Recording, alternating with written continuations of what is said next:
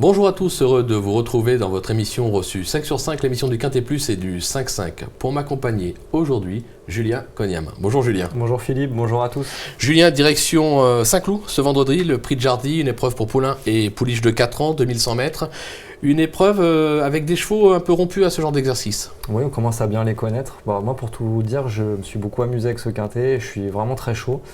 Un parcours sélectif 2100, terrain souple, je pense du rythme, donc les meilleurs devraient s'exprimer. Les meilleurs, justement on parle des meilleurs, on va faire un petit coucou à El Conquistador, Éric Brosselin, qui vous indiquait hier le 5-5 en 6 chevaux. On va essayer de faire aussi bien, Julien, mais bon, j'ai confiance en vous. Dur de passer après Eric. Ouais, c'est toujours très très compliqué de passer après Eric. On va déjà écouter votre sélection, Alors, Julien. j'ai placé en tête de ma sélection le 5 Bello Matteo, devant le 2 Master Spirit, le 4 Landim, le 12 Zambezo, le 5 Gizaga, le 15 Café Royal, le 11 Smart Whip et le 13 Dark Dream. Ok, alors concernant votre favori, le numéro 5, Bello Matteo, cheval pratiquement irréprochable depuis ses débuts. Il reste sur un plaisant succès, ça va être notre course référence, c'était dans le prix du Languedoc. Là, on va le voir cercler, le cheval est devant et va rester devant jusqu'au poteau. On va remarquer en pleine piste Landim, on en reparlera un petit peu plus tard, qui va finir très très bien pour prendre une 3e place. On marquera au passage du disque. 6e ex-aequo, Zambrezo et Smart Whip, vous l'avez également dans votre pronostic, et encore plus loin, Kingspawn, 11e. Là, le cheval a pris 3 kilos de pénalité sur cette victoire, ça vous inquiète pas? Absolument pas. Moi, Bello Matteo, j'étais très chaud ce jour-là dans le quintet. C'est un cheval qui a connu des soucis de santé l'an passé. Il avait des lignes en béton, et après ça s'était mal passé. Pour ce quintet-là, il était vraiment bien placé. Et alors la manière, elle était pour moi hyper impressionnante. C'est clair. Parce qu'il a été devant, mais pas en bloquant la course. Il l'a fait à la manière d'effort, il a fait du train, il a éparpillé le peloton, et ils ne l'ont jamais revu pour finir. Moi, je pensais qu'il allait prendre plus que 3 kilos.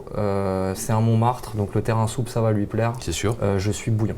Vous êtes bouillant. Ok, donc on s'attend à un doublé de sa part. Vous lui opposez tout de même le numéro 2 Masters Spirit, qui traverse une belle passe actuellement. De surcroît, le cheval invaincu à Saint-Cloud, 2 sorties, 2 victoires. C'est plutôt plaisant. C'est une base en or massif. Master Spirit, c'est un très bon cheval. Déjà, c'est un cheval de classe qui a gagné quintet, qui a figuré un peu au niveau supérieur. Moi, j'avais un petit peu peur la dernière fois, 62 kg. Je me suis dit, vraiment, il est chargé. Et à Longchamp, il a couru vraiment de première. Donc, vu son aptitude à Saint-Cloud, on peut penser que c'est encore un petit peu de ça de gagner sur le poids. Les pluies vont l'avantager aussi. Il a un peu tout pour lui. Il a tout pour lui. Ouais, je le vois dans le quintet. Après, franchement, le parcours fera certainement la diff pour la gagne, mais il va être dans le quintet. D'accord. En 3e position, on en parlait tout à l'heure dans la course référence, le numéro 4, Landim, cheval qui possède des moyens, qui s'est donc déjà placé à ce niveau. Quelque peu malheureux dernièrement à Longchamp, faut le racheter? Oui, sans hésitation, parce que je pense que Longchamp c'était sur la moyenne piste la dernière fois, qui a un parcours un petit peu particulier quand même, clair. Qui favorise pas forcément ce genre de chevaux. Après, il est venu dans la ligne droite le long de la corde, c'était vraiment, il venait pour faire un bon effort, il est un petit peu gêné à 200 mètres du poteau, il se relance bien, course à oublier. Moi, il a tiré le 16 dans les boîtes et ça, pour une fois, ça me plaît beaucoup. Parce que je pense que Bello Matteo va faire du train, il y en a d'autres pour faire du train. Lui, il va pouvoir attendre tranquillement, venir en dehors comme dans la course référence. Et je pense qu'il va finir très vite. Ouais, ça va être un avantage justement. On va voir ce qu'en pense son jockey Fabrice Véron, puisque Fabrice Archambault et François Moreau ont été à sa rencontre. C'est notre premier infoterrain, on l'écoute. Déjà la dernière fois, il aurait pu faire une meilleure performance. J'étais un moment retardé à mes lignes droites. C'est un cheval qui aime bien venir sur les autres, donc dans les quintets de temps en temps, mais on a des malheurs. Donc j'aurais pu être 3-4e la dernière fois. Donc le cheval court très bien, il se comporte très bien depuis le début de l'année. Donc oui, je pense qu'il peut faire mieux que la dernière fois. Bon, on l'a compris, comme vous l'avez dit, il faut le racheter. Vous placez derrière le numéro 12, Zambezo. On l'a vu également dans la course référence, 6e ex-aequo.